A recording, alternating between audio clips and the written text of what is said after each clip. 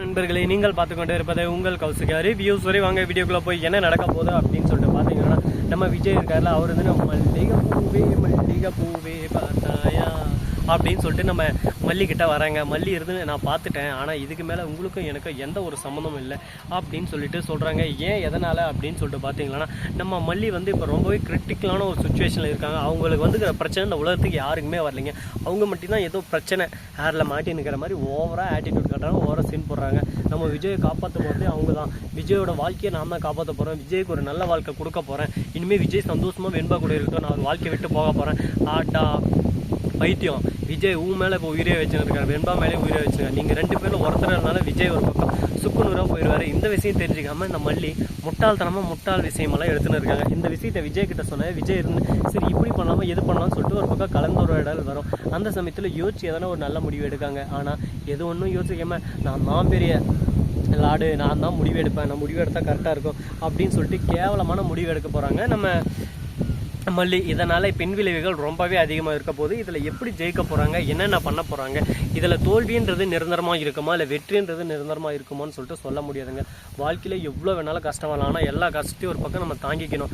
ஏன்னா எடுத்தோம் கவுத்தோன்னு சொல்லிட்டு எந்த ஒரு விஷயத்தையும் நம்ம செஞ்சிட முடியாதுங்க. கரெக்டாக பொறுமையாக ஹேண்டில் பண்ணால் எல்லா விஷயத்திலும் நம்ம சக்ஸஸ் அடையலாம். அது போல தான் நம்ம விஜய் இருக்கார்ல, அவர் பண்ணுற ஒவ்வொரு விஷயமும் பக்காவாக பார்த்து பண்ணிருக்காரு. அது மட்டும் இல்லாமல் நம்ம மல்லி இருக்காங்கல்ல, ராஜேஸ்வரிக்கு ஃபோன் பண்ணுறாங்க. நீங்கள் சொன்னதுக்கு நான் ஒத்துக்கிறேன், நான் கையெழுத்து போட்டு தந்துடுறேன், இன்னும் கொஞ்ச நாளில் நானே வெறுத்துட்டு விஜய் விட்டு போயிடுறேன், அது வரையும் சைலண்ட்டாக இருங்க, அது வரையும் எந்த ஒரு பிரச்சனையும் கிளப்பாதீங்க, அது உன் கையில் தான் இருக்குது, இன்னும் 10 நாள் டைம், இந்த 10 நாளைக்குள்ளே உன்னை வெறுத்துட்டு விஜய் தனியாக போயிடணும், அதுக்கப்புறம் நாங்கள் பார்த்துக்குறோம் அப்படின்னு சொல்லிட்டு ரஞ்சிதமும் ராஜேஸ்வரி சொல்லிடுறாங்க. ராஜேஸ்வரி இந்த ரஞ்சிதக்கிட்ட இதோபா இந்த சான்ஸை நம்ம நழுவ விடக்கூடாது, அந்த நிஷா வரத்துக்குள்ள எப்படியாவது இந்த வாழ்க்கைக்குள்ளே நீ வந்துடணும், எப்படியாவது நீ தான் இனிமேல் எல்லாம் அப்படின்ற மாதிரி ஒரு பக்கம் பதிய வைக்கணும்னு சொல்லிட்டு சொல்லியிருக்காங்க.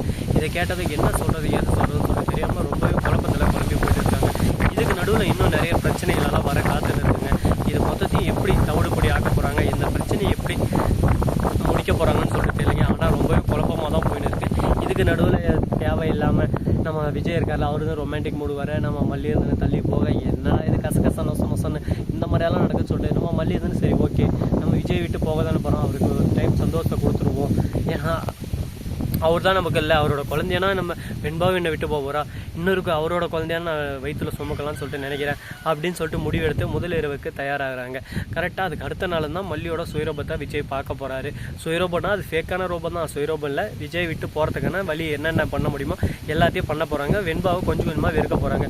நமக்குன்னு ஒரு குழந்தை வந்துட்டால் வெண்பா எதுக்கு, வெண்பா எனக்கு பிடிக்கல அப்படி இப்படின்னு சொல்லிட்டு டைலாக் விட ஆரம்பிக்கிறாங்க.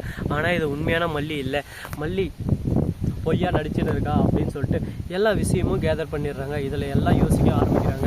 இது எல்லாமே யாரோட சூழ்ச்சி, இந்த சூழ்ச்சி வேலையில் தான் மல்லி சிக்கின்னு இருக்கா, மல்லி அது அப்படி தான் நடந்துட்டு இருக்கா, இதை நான் எப்போவுமே நம்ப மாட்டேன், மல்லியை பற்றி எனக்கு நல்லா தெரியும், மல்லி இந்த மாதிரி பண்ணுற ஆளே இல்லை அப்படின்னு சொல்லிட்டு விஜய் யோசிக்க ஆரம்பிக்கிறாரு. கண்டிப்பாக விஜய் நீங்கள் நினைக்கிறது உண்மை தான், மல்லி அந்த மாதிரி ஆளே இல்லை. மல்லியை பொறுத்த வரைக்கும் உங்கள் மேலே உசுராக வச்சுன்னு இருக்காங்க. யார் வந்தாலும் சரி, உலகத்தில் இருந்தாலும் உசுராக தூக்கி உங்களை மட்டும் உசுராக நினச்சிட்டு உங்களுக்காகவே வாழ்ந்துன்னு இருக்கிறது நம்ம மல்லி. அப்படிப்பட்ட மல்லியை நீங்கள் வெறுத்து ஒதுக்கிட்டு போகிறது ரொம்பவே தவறான விஷயம்.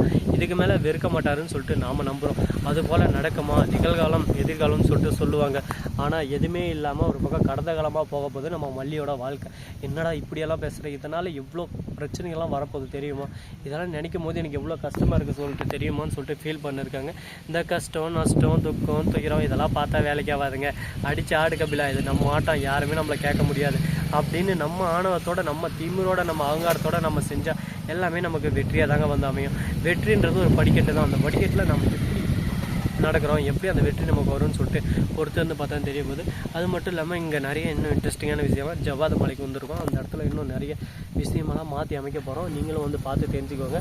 ஸோ நம்ம இந்த வீடியோ பிடிச்சிருந்தா லைக் பண்ணுங்கள், கமெண்ட் பண்ணுங்கள், ஷேர் பண்ணுங்கள், டிங் நல்லா தட்டி பண்ணுங்கள். அப்புறம் நாம் வீடியோ உங்களுக்கு நோட்டிஃபிகேஷன் வந்து கொண்டே இருக்கும். மிக்க நன்றி, தேங்க்ஸ் ஃபார் வாட்சிங், டாடா, சி யூ, நன்றி, வணக்கம், தருக.